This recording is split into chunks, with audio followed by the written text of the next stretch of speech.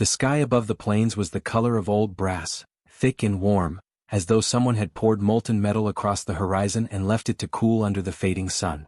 Dust rose in lazy spirals from the dry earth, carried by the wind that whispered its ancient, secret songs. Clara Redfeather walked alone, her boots scuffing the dirt in slow, deliberate beats, as if each step required negotiation with the world itself. Her shawl, thin and worn, twisted about her shoulders, buffeted by every gust, and the dust clung stubbornly to her ankles like reminders of every mile she had walked in hunger and accusation. 3 days without food. 3 days without rest. 3 days carrying a lie that was not hers. And yet she had survived. Now, at the edge of someone else's land, a small ranch outlined against the dying light, she paused. Her hand rested on the fence, splintered and weathered as if it too bore witness to the countless travelers who had stood there before her. The air held its breath, as though the earth itself waited, watching to see if she could take another step, if she could endure the weight of despair one moment longer. "I haven't eaten for 3 days, she whispered, voice trembling against the wind, fragile as dry leaves. "Can you spare some expired bread?" She spoke the words like a confession, half expecting them to be refused. Half expecting rejection. Caleb Stone stood a few paces away, tall and steady, shaped by 30 years of sun, dust, and quiet work. His hands were strong, calloused, holding the hammer he had been using before she appeared. His hat-shaded eyes that had seen more endings than beginnings, more silence than company. He studied her carefully, the lines of his face settling into a mixture of curiosity and concern. He looked at her as one looks at a distant horizon after a long ride, unsure if it promises shelter or only more emptiness. "Clara Redfeather," she said, finally giving him her name, letting it drift between them like smoke over the plains. The syllables were soft but deliberate, carrying a fragile pride despite her exhaustion.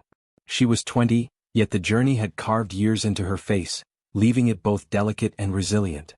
Her hair fell in dark waves, tangled by wind and wear, and her eyes shone with the muted intensity of someone who had learned to keep her tears inside.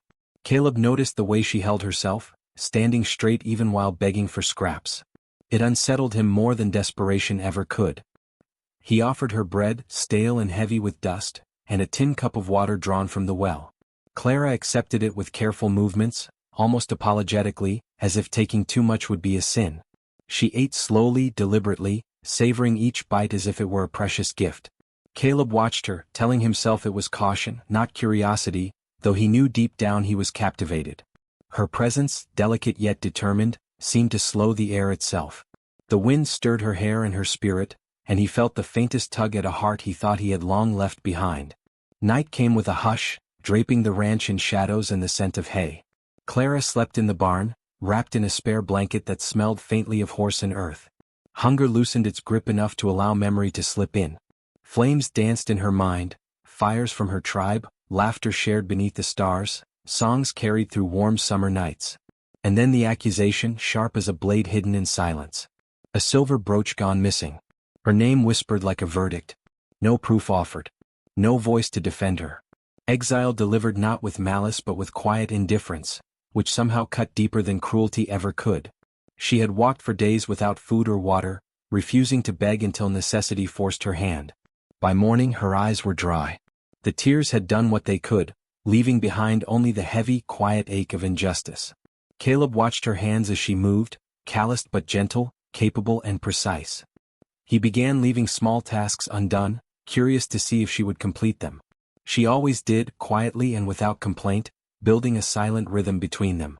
Each day spent together added another stone to a bridge neither of them expected to construct. Presence became connection, connection became trust, trust became the beginning of something more. The town noticed as towns always do. People whispered behind hands in corners of stores, over the clatter of dishes. "A thief," someone said. "A fool," muttered another. Clara stiffened but did not lower her gaze. She had learned long ago that silence could shield a soul more than words ever could. Caleb felt heat rise in his chest, a surge of anger tempered by restraint. He wanted to defend her with his hands, but instead he reached out, placing his hat gently on her head as she walked beside him under the scorching sun. A simple act, yet it spoke volumes. Stay, he seemed to say. Trust, he seemed to add. And for the first time in months, Clara did not look away. Evenings passed slowly, wrapped in the quiet intimacy of light from a single lantern.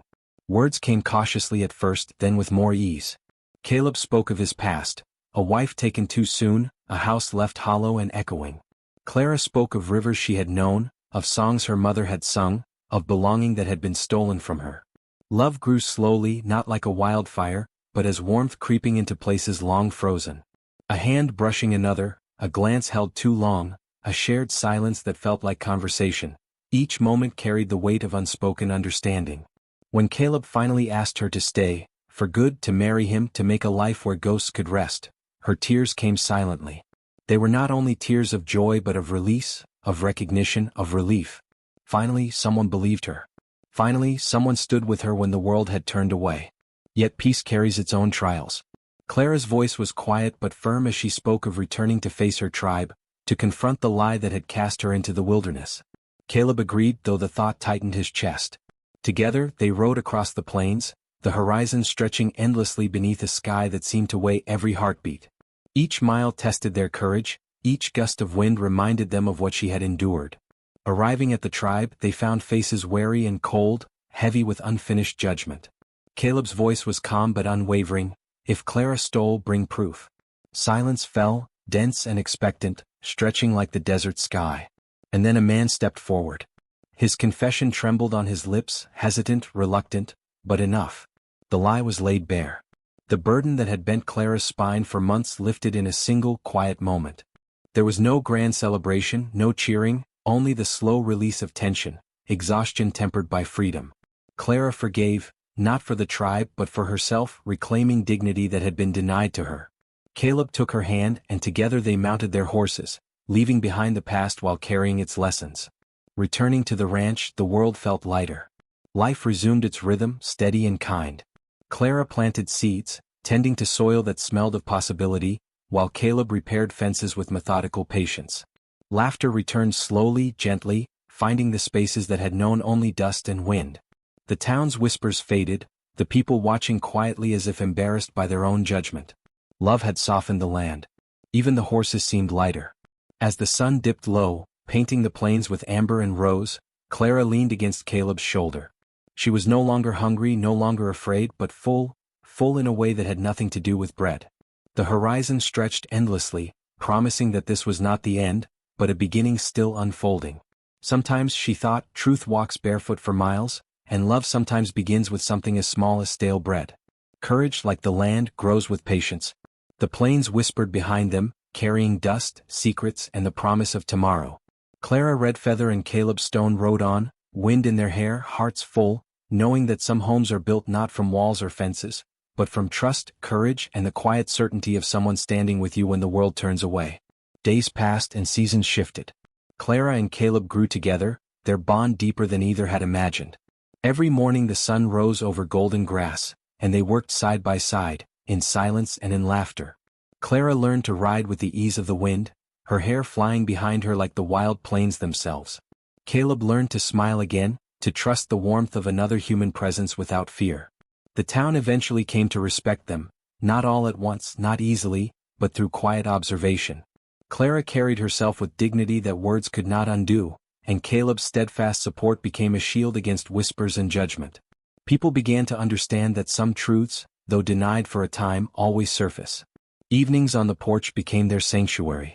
They would sit together, legs brushing, hands occasionally touching in gentle confirmation of one another's presence.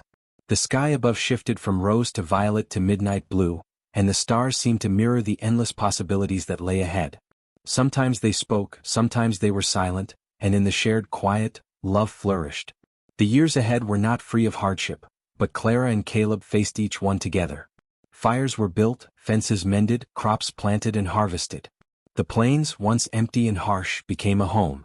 A home made not of walls or bricks, but of endurance, trust, and unwavering care for one another. And on those nights when the wind carried the whispers of the past, Clara would rest her head on Caleb's shoulder, feeling the slow beat of his heart beneath her ear. She would close her eyes, remembering the hunger, the exile, the fear, and she would smile. Not because those things had disappeared, but because she had survived them, and because she had found someone who stood with her when the world had turned away. The horizon remained endless, the plains eternal, and life, in all its quiet grace, carried on. Clara Redfeather and Caleb Stone had learned the truest measure of home. It was not a place but a person who stays when all else leaves.